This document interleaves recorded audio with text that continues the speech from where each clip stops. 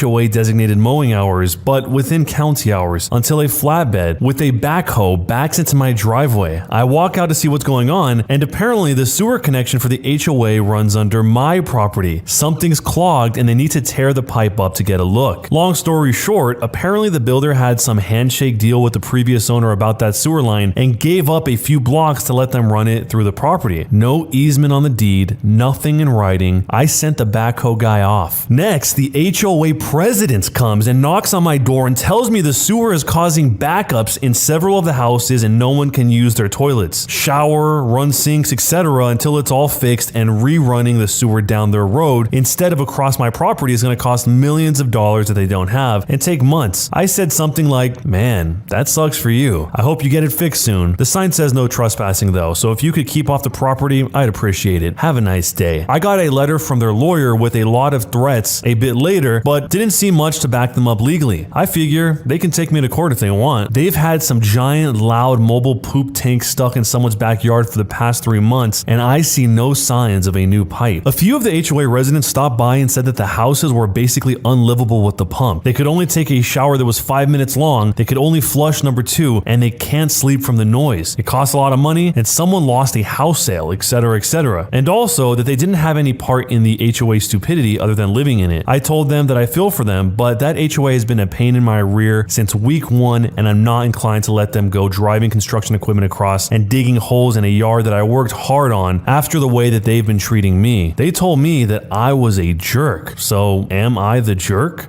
This is one of those situations where the people receiving the punishment or the consequences of a situation aren't necessarily the people that did the wronging in the first place. The HOA was. They were on this guy pretty much since he first moved in, but the fact that they would be like that and not realize that they also needed something from him at the same time is pretty baffling. Maybe it really was just the single HOA president that had the handshake deal and nobody else at the HOA knew about this agreement, so they thought they could just run wild with complaints and causing the original poster here a bunch of trouble. Eventually, this whole mobile poop pump thing that they have as a temporary solution with no long-term solution even in the works is probably going to violate some sort of rule from the county, either being too loud, not being where it's supposed to be, and maybe the OP will end up reporting them for that. But again, I feel bad for the people living there that are not on the HOA. They just live there and they're kind of the collateral damage of this entire situation. So if you were the original poster here, how would you handle this situation? Would you allow them to dig up your yard to fix their sewer line, or would you handle it how the OP did here? Let me know down below in jerk or not a jerk and why. Am I the jerk for refusing to bend the rules on seeing my newborn just for one person, my sister-in-law, even if it's the only chance she's had to see him for months? I'm a 34-year-old female and I gave birth on Christmas Day. Before my son's birth and to lessen visits, me and my 28-year-old husband, made a list in October and sent it out to everyone. Some rules include up to date on all vaccines. If you feel any way sick, don't visit. Let us know a week beforehand so we can arrange a day and time. No smokers, no phone calls or visits between 7:30 and 10 p.m. You can only stay an hour. No picking up the baby without consent. No advice, no perfume or deodorant. No is no and we will not explain why. No pictures to be taken or posted on social media. If you visit the first time, you will be expected to give the mom, me, a gift card and the baby a gift from our approved list. Before you ever come, no matter how many times, you will be given a list of either food or groceries to bring with you and chores to be chosen off a list of your choosing. No more than 2 visits per week per person. It's helped to keep the visits to a minimum and no one can complain about favoritism because everyone is treated equally. Which brings me to my current situation with my sister-in-law, who's a 20-year-old female. She studies in a different part of the country and is rarely home and asked to visit last week before she had to go back to school. So we set up a date and linked to our gift list, and then we sent her the takeout that we'd like, including some chores that she can choose from. She texted back immediately saying that she's broken and she can do the extra chores instead. Me and my husband talked about it and came to the decision that if we bent the rules for one person, everyone would want the same treatment. We told her no, that we were very clear about our rules and maybe next time she could visit. She begged and said that she would even clean the whole house because it would be June before she would be home again, and we simply texted no. She didn't reply. She left this morning and we got multiple texts from my in-laws belittling us for using our child as a cash grab. My husband simply replied it was our rules and no one deserves special treatment, then told his family that they were on a timeout and we blocked them. Since then, my family and our friends have told us that we were wrong because she is a broke college student and they would have understood if we looked the other way once. We tried reaching out to his sister, but she won't reply. So am I the jerk for refusing to bend the rules on seeing my newborn for just one person, even though it was the only chance she had to see him for months? This is extreme. They're basically holding the baby hostage and nobody can see the baby unless they comply with all of their demands. They might as well write out all the requirements on a ransom letter so that they can feel like it's a themed experience when they're picking out which chores they want to do. It's one thing if you've had a baby and you say, hey, when you're over, can you help me out with this thing because it's been really difficult for me, versus give me money, give me chores, give me money and chores. And I feel bad for the 20-year-old sister-in-law because she probably doesn't have money. She's not lying about that. She even offered to clean the entire house as a way to balance it out to make the OP here, the original poster, happy. Maybe the OP and the husband here were really counting on cash coming in order to execute whatever plans they had, which is something that you kind of hear from time to time about weddings, where people are really counting on a bunch of cash from their wedding in order to finance whatever it is they're trying to do, like a down payment on a house or just pay for the honeymoon. You just don't really see that happen as often with restricting who can see your baby. So if you were the sister-in-law in this situation, the one that got denied from seeing the baby, how would you have handled this situation? And let me know down below, jerk or not a jerk, and why.